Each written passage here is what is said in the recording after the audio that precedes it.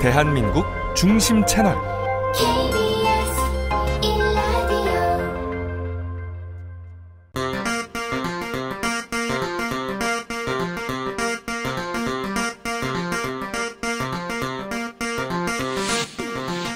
주진우 라이브 스페셜.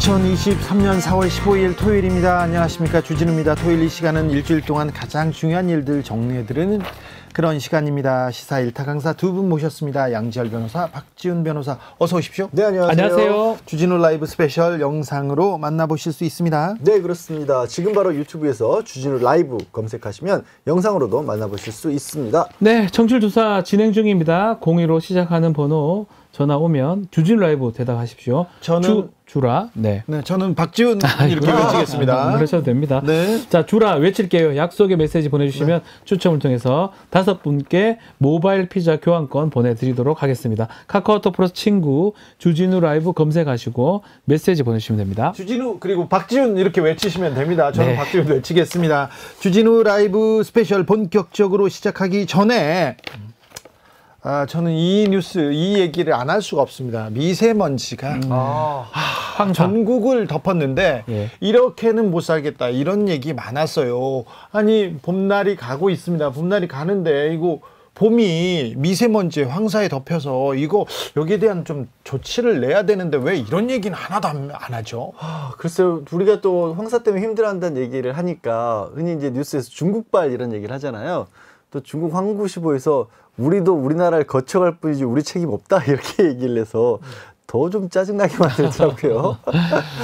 황사 얘기가 사실은 만약에 다른 일이 없었으면 제일 큰 뉴스가 됐을 겁니다. 큰 뉴스예요. 예, 사실 맞죠. 원래 같으면 제일 가장 중요한 뉴스가 지금 황사나 이 기후변화 네. 관련된 문제하고 그리고 경제 문제 계속 얘기 나와야 되는데 네.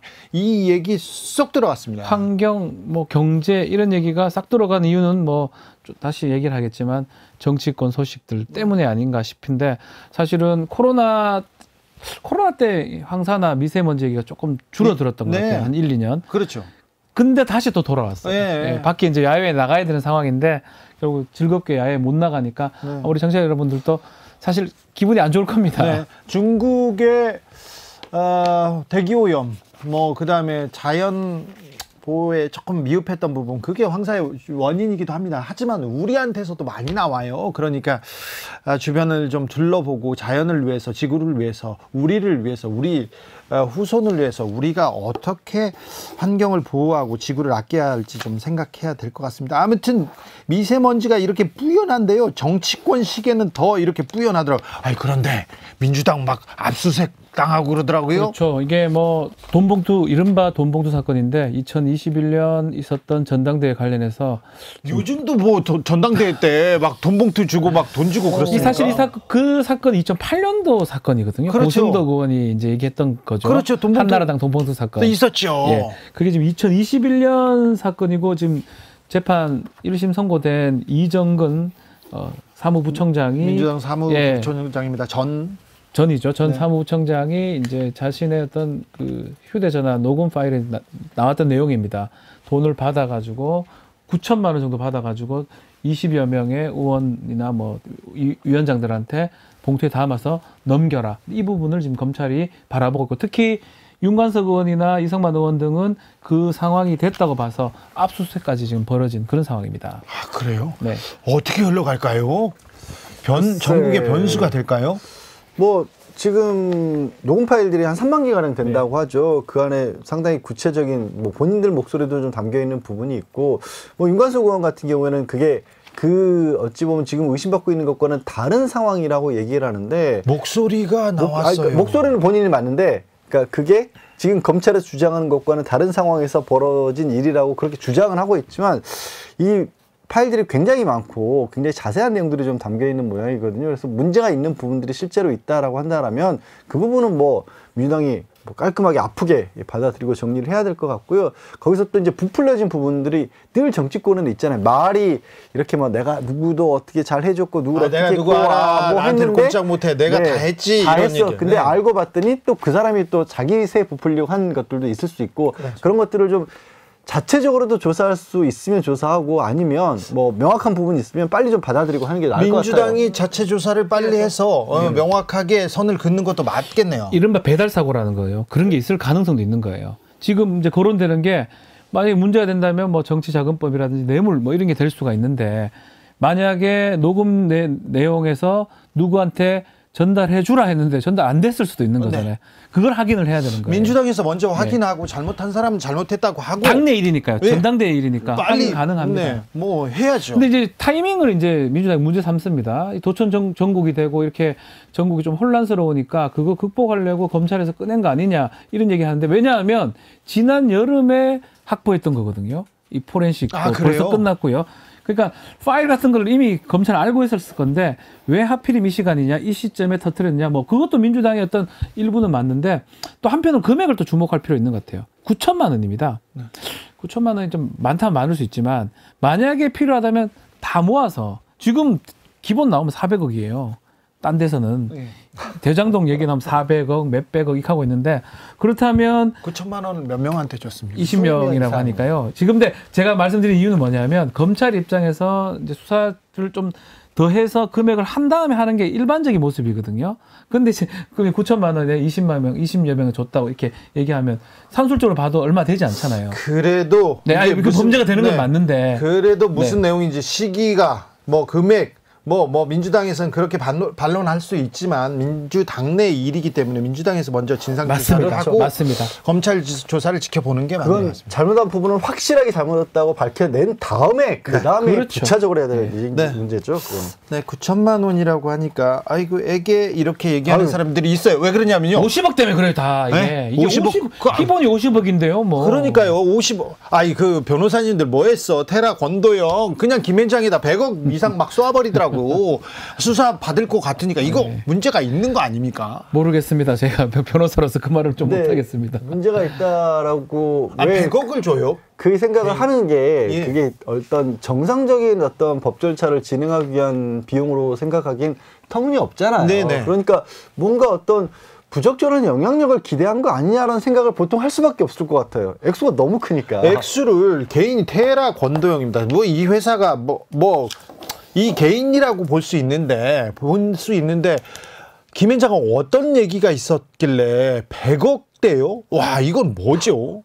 그러니까 지금 수사 착수도 안 했다는데. 뭐 당연히 본인이 해외에서 지금 잡혔고 해외에서 어떻게 보면 활동을 할 것이고 그런 어떤 여러 가지 것들까지 혹시 고려한 거 아닐까? 그러니까 국내에 송환돼서 수사를 받는 과정에서 이렇게 돈이 건너갔다면 뭐 그나마라고 할 수 있는데 이거는 그것도 아닌 상태에서 100억이니까 뭐 일반적인 변호사는 뭐 상상도 할 수 없는 금액이죠. 아니 저희처럼 법대로 하는 변호사. 네, 정상적으로. 일반적인 변호사라고 하면 괜히 자존심 상하니까 정상적으로 법대로 하는 변호사들은 그런 저는 수임료로 이렇게 얘기를 하면서 뭐 일정 금액 이상 절대 안 받습니다. 왜냐하면 우리가 하는 노력만큼은 받아야 되지 뭔가 뭐 대가성으로 뭘 더 많이 바라는 거. 그건 저는 안 맞다고 생각하거든요. 그렇죠. 제 개인적으로는. 네. 그래서 절대 저는 받지를 않고 있는데 저는 기본적으로 억대 이상 넘어간다는 게 자체가 말이 안 된다고 보거든요. 근데 100억이 말이 됩니까 사실? 그런데 그렇다면 김현장에서는 권도영 씨한테 무슨 얘기를 했을까? 그렇죠. 그냥 아무 생각 없이 그냥 돈을 건네진 않았고 우리가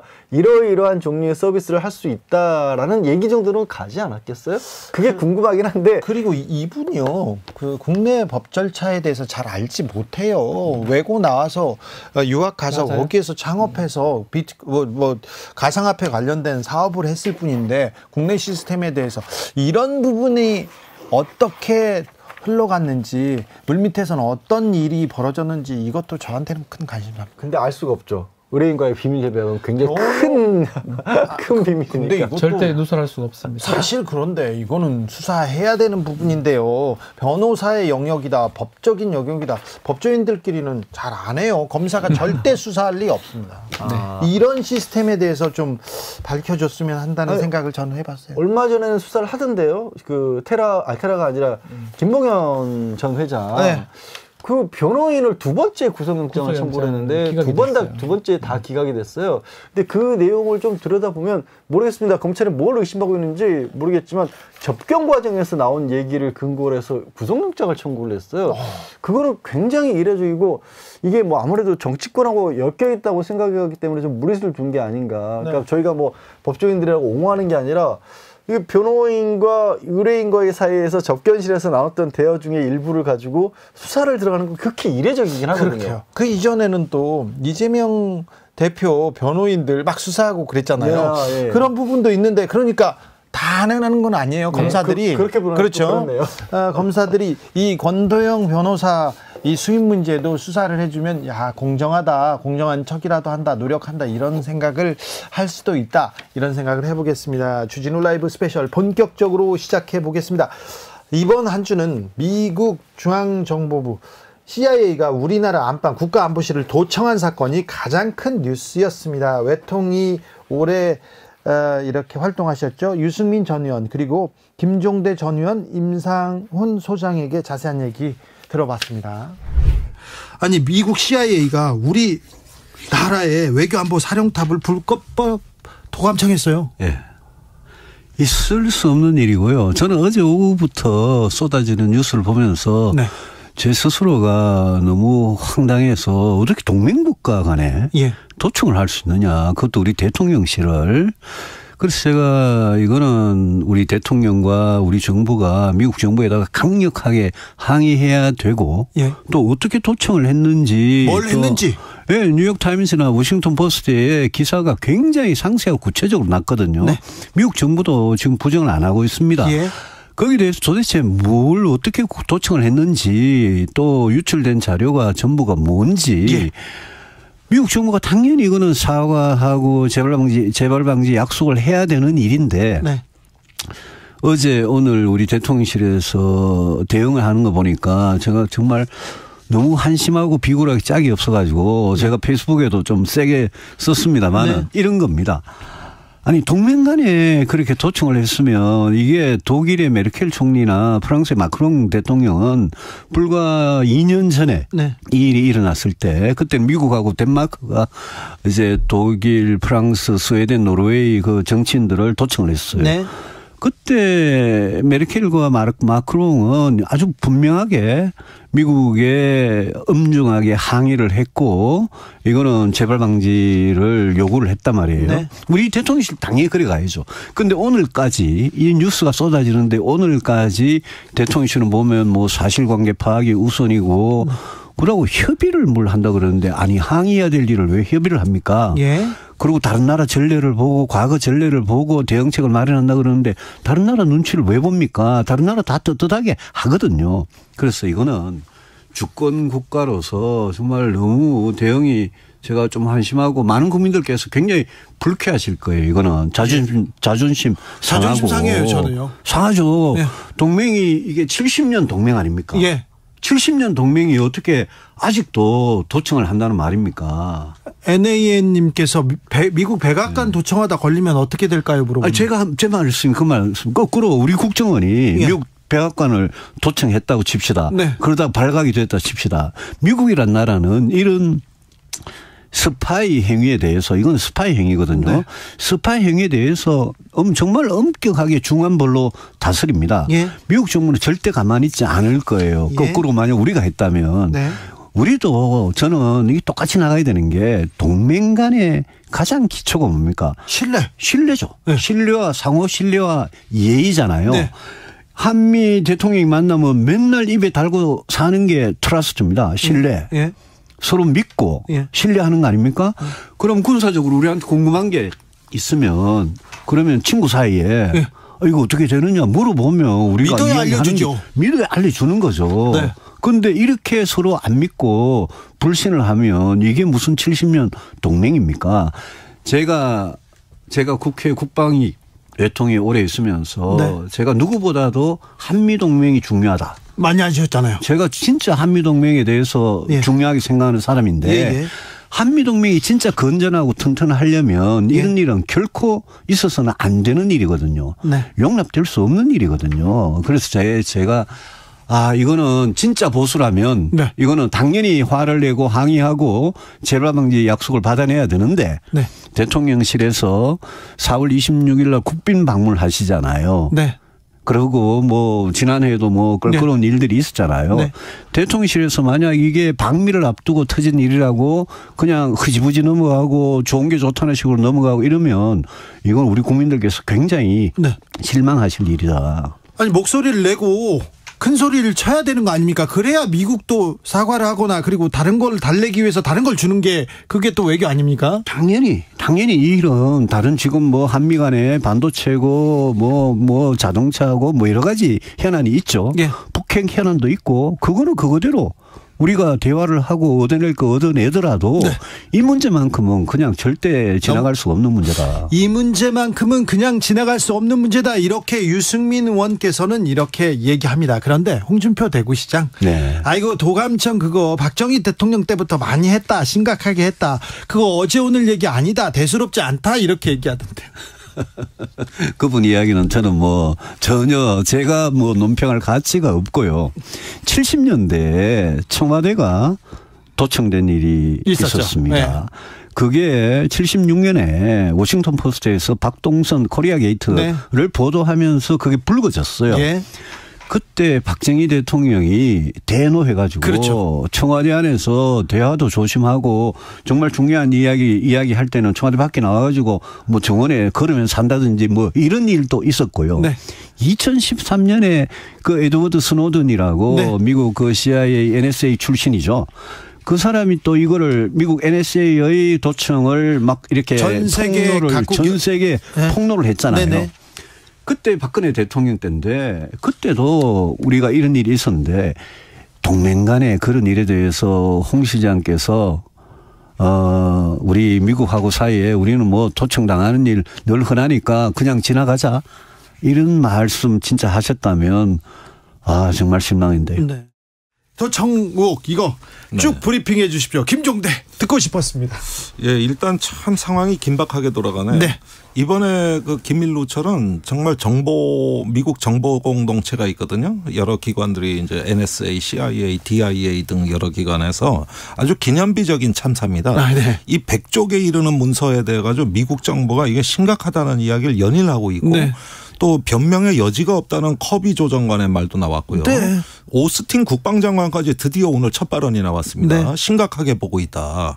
이런 상황이고 이게 지금 어떤 미군의 전 세계 정보망을 다 바꿔야 될 사건이에요. 기밀이 그냥 줄줄이 샜어요. 특히 러시아 국가안보국 내에 침투해 있는 그 정보망. 이게 지금 거덜이 날 판이에요. 거기에다가 외국의 내정 간섭이 있습니다. 예. 이스라엘 모사드가 반정부 시위에 요원을 동원하는 어떤 그런 정보들이라든가 정말 민감하기 짝이었고요. 이런 식의 어떤 그 정보 누설 사건이 지금 내용도 충격적이지만 방식도 충격적이에요. 제가 보기에는 과거에 이런 정보 누설 사건의 대형 참사가 주로 미국 정보기관 내 경쟁으로부터 비롯됐습니다. 그렇죠. 그 안에서 나왔는데요. 예. 그래서 NSA, CIA 서로 자기네가 정보 역량을 더 상대방보다 확충하려는 경쟁에서 무분별한 시스템 도입이 있었고 그것이 누군가에 의해서 밖으로 누설되거나 양심선언을 통해 폭로된 사건들이 대다수였습니다.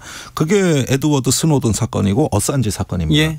그런데 이번 경우를 보니까 일부가 조작됐다 이런 내용이 나옵니다마는 대다수가 미국 정보기관에 쓰는 디자인 포맷하고 거의 일치하고 예. 또 상당 부분이 기밀을 실제로 담고 있다는 점에서는 이건 미국의 정보망을 대대적으로 개혁해도 시원찮을 판이에요.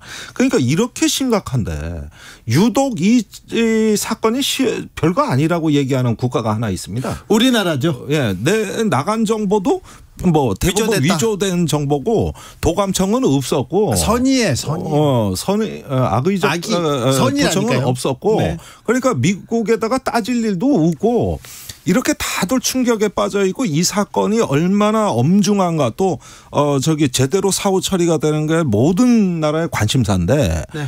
이게 별거 아니고 말할 내용도 없다고 주장하는 나라가 유일하게 사우스 코리아. 네. 온리원.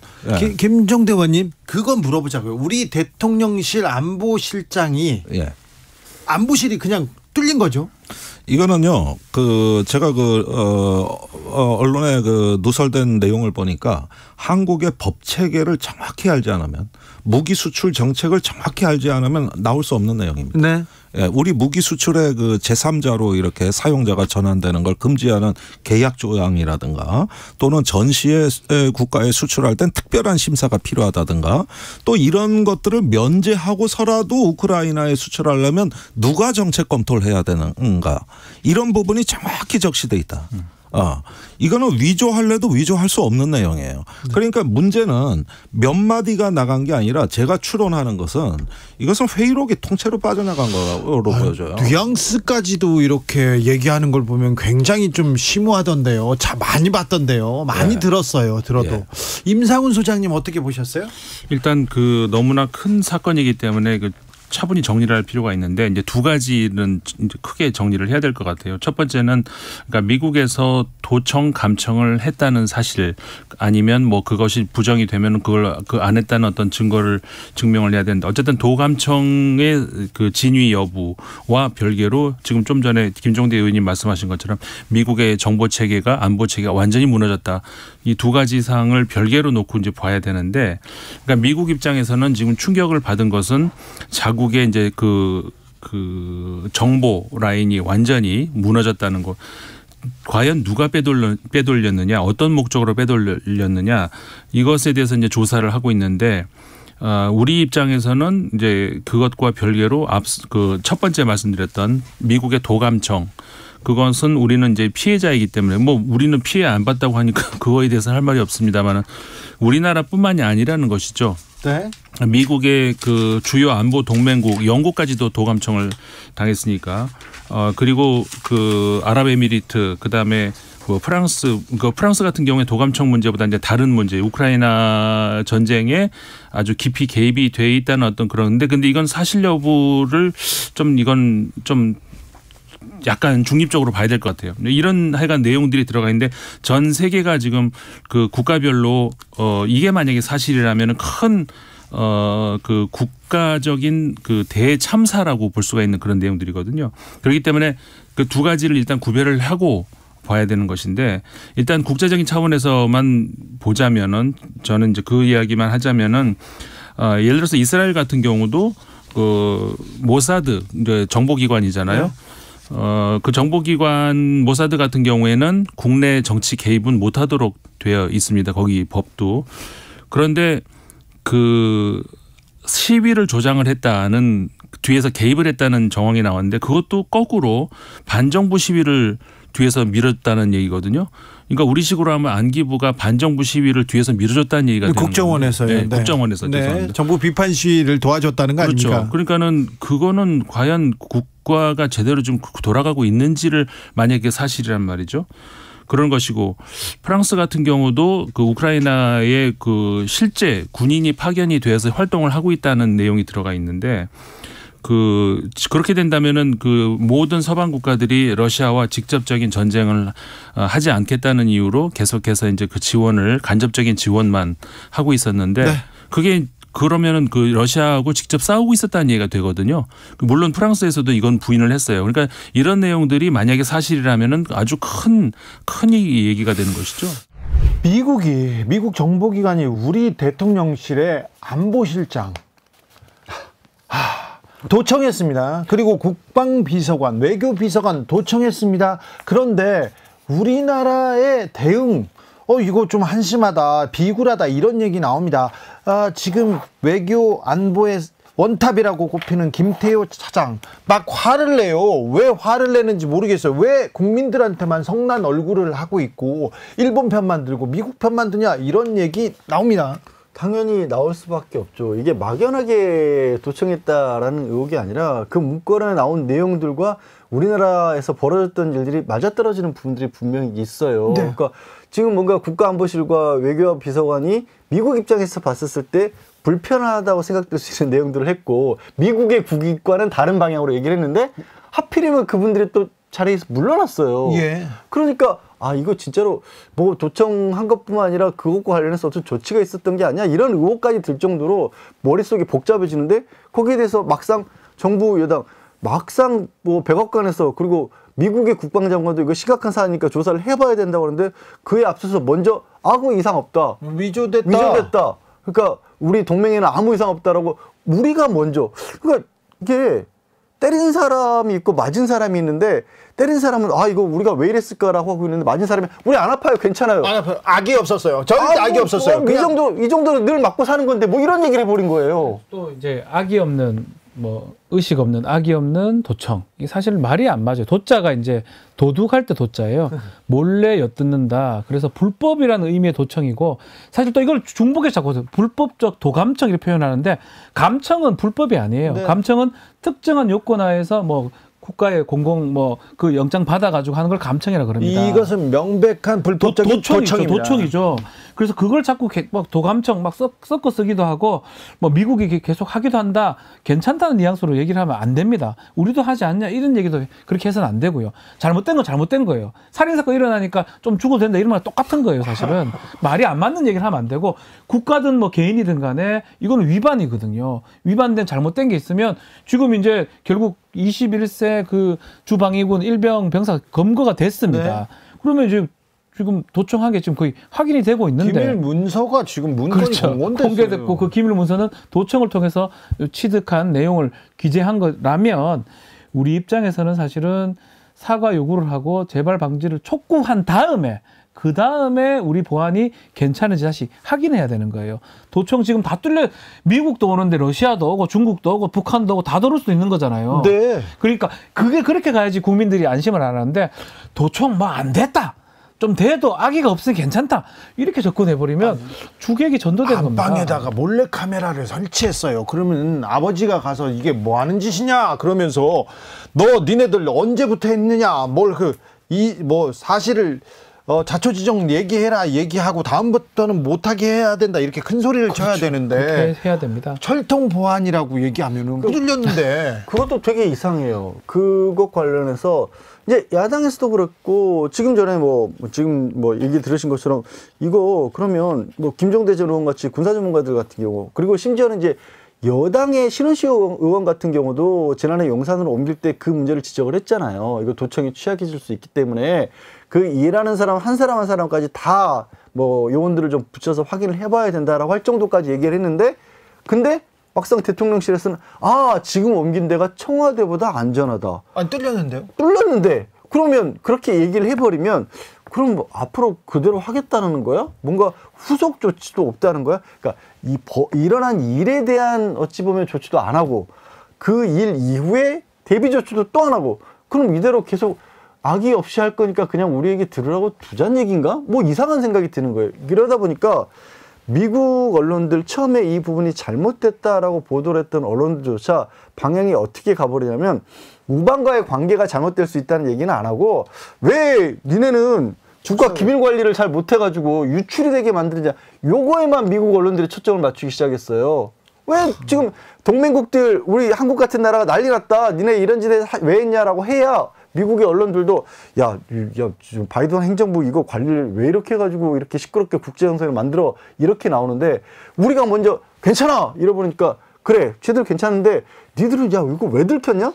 이게 뭐예요 이게? 혹시 저희 윤석열 정부에서 푸들 작전 쓰고 있는 거 아닌가? 네? 우리가 더 귀여워. 우리가 더 말 잘 들을게 이렇게. 그러진 않는데 이 기치가 사실 공정과 상식이잖아요. 뭐 그런 측면에서 예를 들어서 뭐 MBC 문제라든지 이 국내에서 일어나는 뭐 노조 문제라든지 상당히 이제 강경하게 뭐 법에 따라서 이렇게 한다면 사실은 이런 외교적 부분이긴 하지만 미국 관계에 대해서도 사실 할 말은 하고 요청할 걸 요청하면서 해야 되거든요. 불법적인 일을 했잖아요. 그럼 공정 상식에 따르면 뭐 사과 요구하고 재발 방지를 촉구하는 게 당연한 수죠. 그 이후에 보안 대책을 어떻게 한다든지 해야 되는데 뭔가 앞에 거 다 빼오고 정치 공세다, 잘못된 것이다 이렇게 간다면 사실은 국민들 입장에서는 이게 국내 약한 사람들한테는 아주 엄단한 그런 모습이고 꼭 지금 푸들 얘기했었지만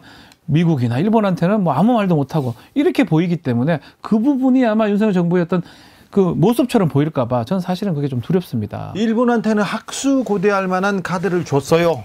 그리고 미국한테도 뭐 다 다 퍼주던데 왜 우리한테는 이렇게 화를 냅니까, 김태우 차장? 그러니까 지금 상황이 이제 미국에 가는 과정에서 우리가 기대하고 있는 것들이 좀 있습니다. 지난해 이제 배터리와 관련된 문제도 있었고요.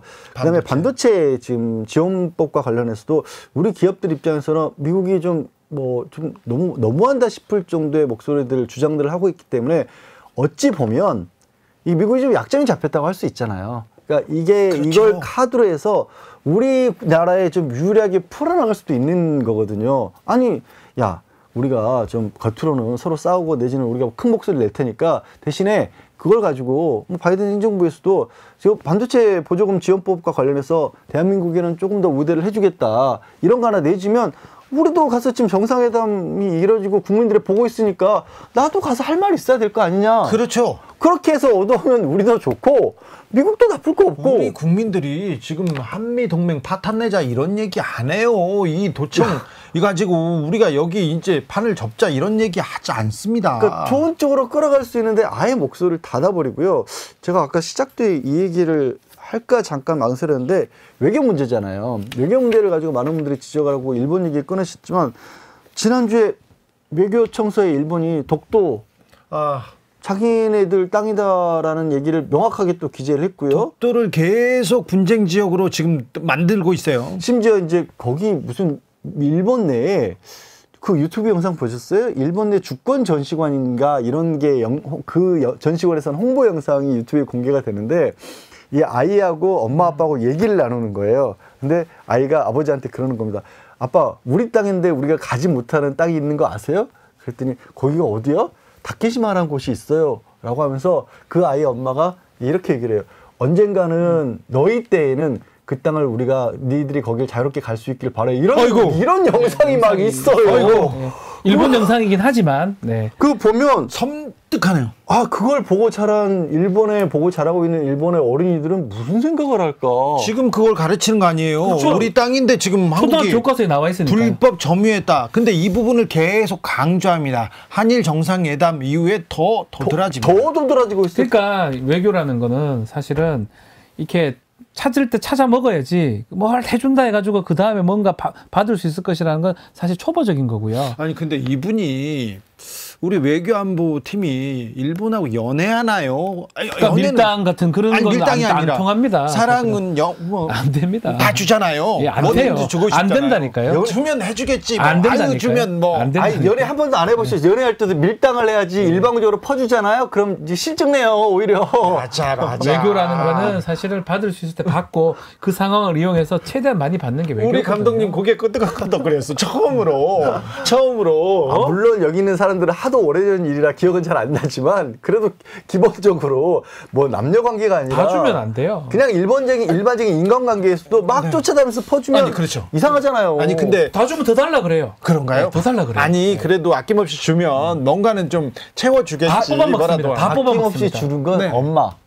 엄마는 자식들한테, 어머니는 아가페적 사랑이죠. 네. 아니 어디서 지금 외교 이렇게 해도 되나 걱정을 해요. 한일 정상회담 이후에 그래도 뭐 아니 우리가 일방적으로 이렇게 손을 내밀고 다 줬는데 뒤에서 뭘 줄 거야. 나중에 만나서 해주겠지. 안 하잖아요. 그리고 뒤통수 때리고. 믿을 게 없다니까요. 아니 그럼 한미 정상회담도 어떻게 하나. 그러니까 지금 김태우 차장이 미국에 가셨는데 가면 걱정이야. 가서 뭘 지금, 그러니까 사실 의제 조율은 다 끝나고 정상들은 이미 조정이 된 걸 발표하는 형식이잖아요. 그럼 뭔가가 지금 미국에서 이루어졌을 텐데 뭘 했는지 걱정을 하고 있어요. 그러니까 뭐 지금 뭐 형식적으로는 뭐 합동 연설을 영어로 하겠다, 뭐 대통령 뭐 그런 것도 있는데 영어 연설이 중요한가요? 내용적으로는 사실은 경제적 부분을 꼭 가지고 와야 됩니다. 안보적 부분은 어느 정도 얘기가 됐다면 그건 이제 한미일 동맹 얘기라면 그거는 더 이상 바뀔 게 없다면 우리가 지금 얻을 수 있는 거는 뭐 반도체법이라든지 지금 IRA 배터리 관련된 그 관련된 뭔가를 받아오지 않는다면. 사실은 이번 한미 정상회담에도 그걸 받지 못한다면 참 걱정이에요. 네. 학수고대하던 해법을 또 주고 학수고대하던 걸 해주고 하나도 못 받아오면 못 받아놓고 결단이다. 뭐 외교는 그런 게 아니다. 우리는 뭐 주고받는 그런 외교 안 한다. 이런 뭐 김태우 차장 얘기 불안하다 이런 사람이 있어. 근데 특별히 글로벌하게 가자고 하셨거든요. 네. 주고받는 거 안 하고 글로벌하게 가는 게 뭔지를 모르겠어요. 아니 근데 이분은요. 저 기자들한테 국민 앞에서 화 좀 안 냈으면 좋겠어요. 왜 성난 얼굴로 국민들을 쳐다보고 있는지. 일본 가서 그러시지, 미국 가서 그러시지. 우리의 그 성난 민심, 상처받은 자존심에 대해서 다른 나라에서 얘기해야 될 거 아닙니까? 일본한테도 얘기하고 미국한테. 왜 우리한테 그러세요? 왜 그래요? 속상해서 그래요. 여러분께서는 지금 주진우 라이브 스페셜을 듣고 계십니다. 주진우 라이브 스페셜. 김태유 차장이 실세라는데 우리가 너무 저희가 비판해가지고 자 우리 자리가 어떻게 될지 잘 모르겠어요. 그래도 김태유 차장님 그러지 마세요. 국민의 대표로 가셨지 않습니까? 우리 외교 안보의 사령탑이라면서요. 좀 나라를 위해서 좀 애써 주십시오. 국제적으로는 도청, 국내적으로는 전광훈 목사를 둘러싼 홍준표 대구시장과 그리고 김기현 지도부 간의 갈등. 아이고. 이번 주에도 시끄러웠어요. 막판까지 대구시장 상임고문에서 해촉해버렸습니다. 황교안 전 대표 그리고 장윤성 기자, 장성철 소장과 이야기 나눠봤습니다. 그런데 전광훈 목사하고는 이렇게 조금 갈등이 있습니까? 고소하셨어요? 제 그동안 많은 적들로부터 공격을 많이 받았습니다. 네. 나중에 그 기회를 한번 좀 주시면 말씀 잘 드리겠습니다. 그리고 오늘은 네. 전광훈 목사. 네. 님에 대해서 제가 최근에 네. 2차례에 걸쳐서 고소를 했습니다. 아, 그래요? 직접요? 예, 제가 공천 과정에서, 사회로 공천 과정에서 50억 원을 받았다.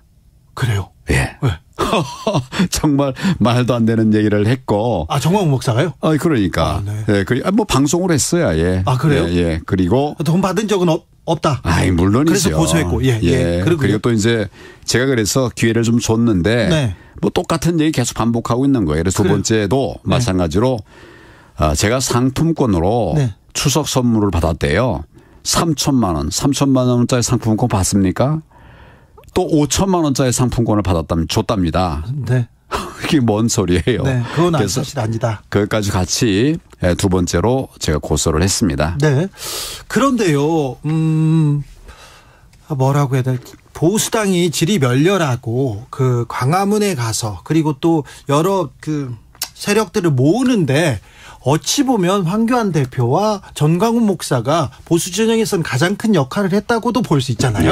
그때는 또 두 분께서 얘기도 잘 하시고 그런 것 같은데 왜 이렇게 틀어지고? 지금도 얘기는 잘 합니다. 그래요? 예. 네, 얘기는 잘 하는데 또 틀어졌던 일도 여러 번 있었고 그러나 일은 같이 했습니다. 네네. 그러니까 2019년 우리 국민 대항쟁이라고 말하는데 10월 3일 날 10월 9일 날 300만이 모여서 문재인 정권 규탄하지 않았습니까?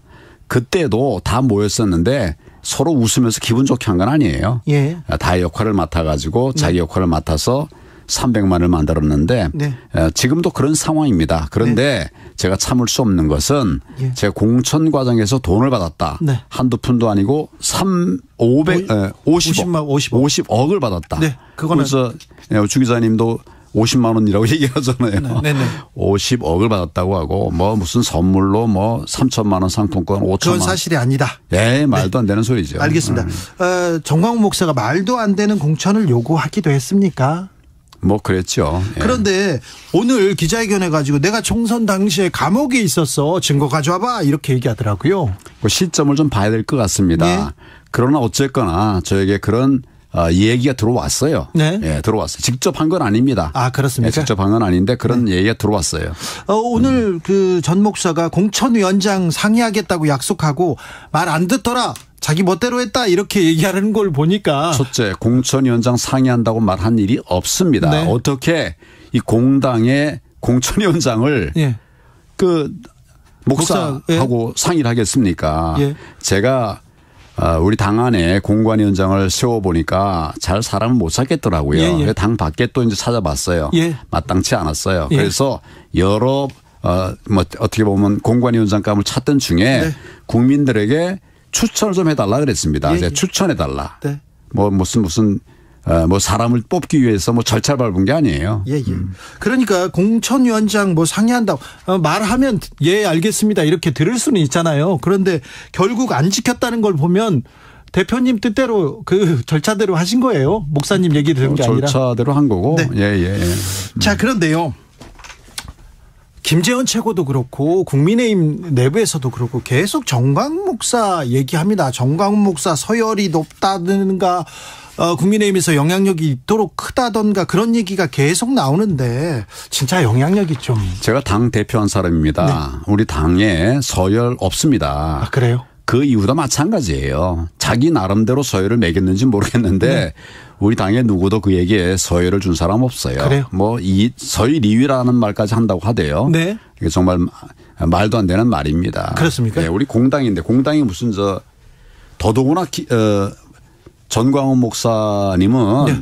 다른 당을 만든 분이에요. 그렇죠. 다른 당 대표예요. 예. 그런 당이 어떻게 우리가 무슨 서열을 매겨줍니까? 그런데 국민의힘의 서열 1위는 윤석열 대통령 아닙니까? 우리 당의 서열 1위는 당 대표입니다. 네. 예. 알겠습니다. 네.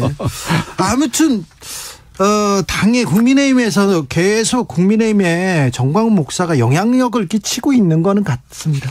본인은 그렇게 하고 싶을 거예요. 예. 그러나 우리 당은 제가 경험한 국민의힘 앞에 뭐 자유민주당도 마찬가지고 네. 그런 영향을 받지 않았습니다. 참고는 하고 많은 의견 중에 하나로 들었죠. 네. 제가 여러 번 이제 만나기도 하고 이러면서 그 의견을 들었어요. 예, 정치인이라고 하면 또 당대표면 여러 사람들 얘기를 들을 수 있겠죠. 네, 잘 듣겠습니다. 이렇게 인사도 할 거고요. 예. 그런데 황교안 대표 시절에는 영향 듣기는 했지만 영향 미치지 않았다. 이렇게. 예, 그렇습니다. 좋은 정책 제안을 했어요. 지금은 어떻습니까? 지금 마찬가지죠. 정광훈 목사는 선지자라고 생각하십니까? 거짓말하는 선지자는 못 봤어요. 아, 그렇습니까? 국민의힘은 왜 정광훈 목사에서 헤어나지 못할까? 이거 참 미스테리입니다. 아니 저는 미스테리하지 않아요. 너무 보여요. 네. 왜냐하면 뭐 나름 혜택을 받았기 때문에 여기는 지분이 있다고 주장을 하는 것이고 이제 아스팔트 보수라고 하는 분들을 취재를 해보면 그런 얘기를 합니다. 야 우리 그 선거 때 뭐 이용하고 이렇게 할 때는 언제고 이제 와서 또 버리냐 뭐 이런 얘기도 나오기도 하고요. 근데 또 그게 무관하지 않은 게 또 김재원 전 최고 죄송합니다. 김재원 현 최고죠. 최고위원 같은 사람 가서 뭐 이렇게 말도 안 되는 소리를 하고 그리고 나서 도장 찍고 인사하고 그리고 김기현 대표 태도도 너무 이상하잖아요. 그러니까 전반적으로 보면 뭔가 커넥션이 있어 보여요. 아니라고 주장은 하지만.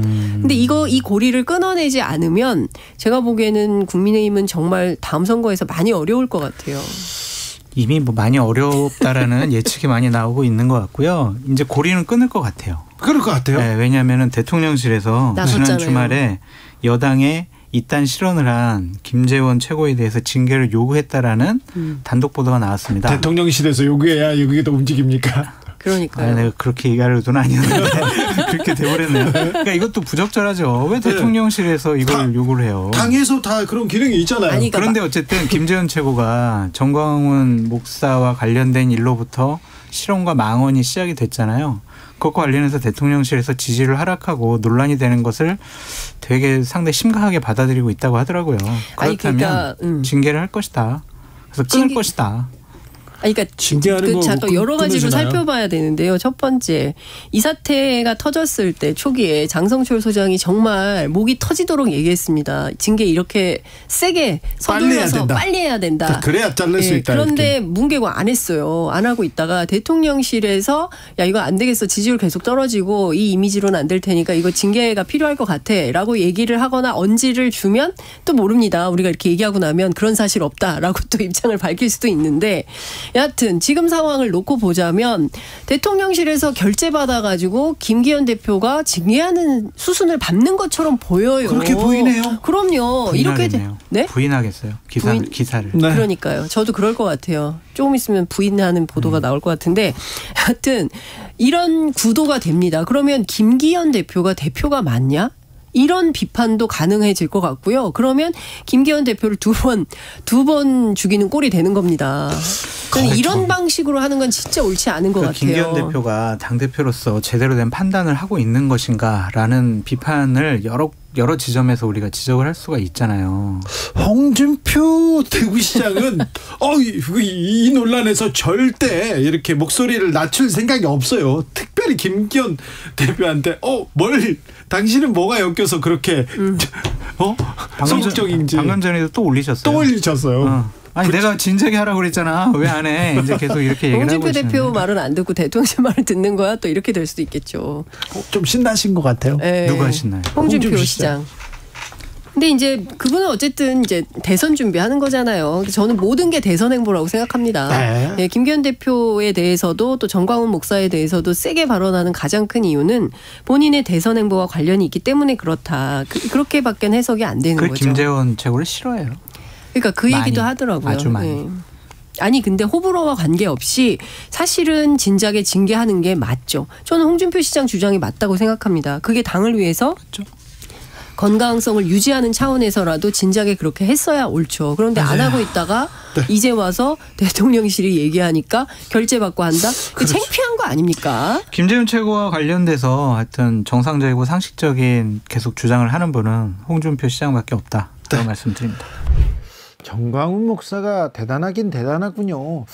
국민의힘에서 전광훈 목사 이 얘기가 나오면 계속 이렇게 휘청휘청 흔들릴 정도로 설전이 이어집니다. 아니 저는 목요일에 그 홍준표 대구시장이 상임고문에서 해촉됐다는 뉴스를 보고 제 눈을 의심했어요. 그러게요. 뭔가 아니 당의 중직도 아니고 그냥 뭐 하는 자리인지도 뭐 하는 인물인지도 모르고 당원도 아니라고 하고 목사라고 하는데 또 사회면이나 이런 데서는 또 그 목사 교회 관련해서 뭐 굉장히 재개발 둘러싸고 논란도 일으키고 있는 인물인데 그 인물과 대립각을 세웠는데 전 당 대표였고 대권 주자였던 현 대구시장이 당 상임고문에서 물러나는 모양새잖아요. 징계를 먼저 받았다 이렇게 얘기하는 사람도 있어요. 아니 이게 아이고 기사 잘못 나왔나? 막 저는 이랬다니까요. 아니 그런데 태영호 최고위원한테 물어봤어요. 어떻게 된 겁니까? 그랬더니 김기현 대표의 결단이고 저는 뭐 이견이 없었다는 거예요. 만장일치라는 건데 이게 지금 이게 그렇게 중요한 일입니까? 형식적으로는 그렇게 얘기를 합니다. 지자체장하고 당역하고 두 개 같이 있는 게 맞지 않다 하는데 그렇다고 면직하는 경우는 없었어요. 그게 처음이거든요, 사실. 그렇죠. 처음이기 때문에 뭐 가장 눈에 띄는 거는 실제로는 지금 정광훈 목사하고 갈등이라든지 김기현 대표에 대한 어떤 쓴소리 이게 지금 귀에 거슬렸을 가능성이 있다고 보이고 만약에 문제가 되면 사실은 정광훈 목사도 어떻게 하고 또 문제를 발언을 했던 김재현 최고도 어떤 걸 하고 해야 되는데 가장 먼저 홍준표 시장을 지금 해촉을 했거든요. 그러다 보니까 이제 시중에는 정광훈이 홍준표를 이겼다.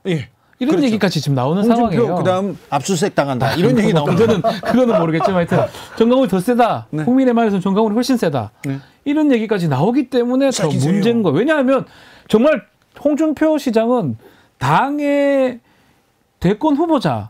진짜 고문이에요. 사실은 나이도 어려웠을 때도 지키고 뭐 언제나 있었던 그 뭐라고 해요? 기둥 같은 사람. 거기다가 아주 강력단체장, 큰 강력단체장을 하고 있잖아요.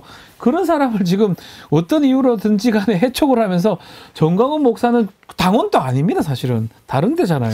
지금 유력한 대권 주자인 홍준표 시장을 벌써 저 윤핵관들이 견제에 들어간 거 아닌가 이런 얘기도 있던데요. 뭐 그렇게 볼 수도 있고 그러니까 문제는 그래요. 제가 봤을 때도 이제 아마 국민의힘 내부에서는 이런 고민을 했을 것 같아요. 자꾸 홍준표 시장이 자꾸 뭔가 외부에서 비판적인 외부라고 해야 되나? 하여튼 비판적인 얘기를 하니까 그래서 표현하신 것처럼 내부 총질처럼 비춰주고 또 발언 수위도 세시고 또 뭐 발언을 하면 또 언론에서 또 홍준표 시장 얘기는 잘 받아 써주잖아요. 재밌게 얘기하잖아요. 말씀 재밌게 하시니까 그러니까 안 되겠다 싶었을지 모르나 정치도 타이밍이라는 게 있고 어떤 바깥에서 우리를 어떻게 볼지가 가장 중요한 게 정치 아닌가요?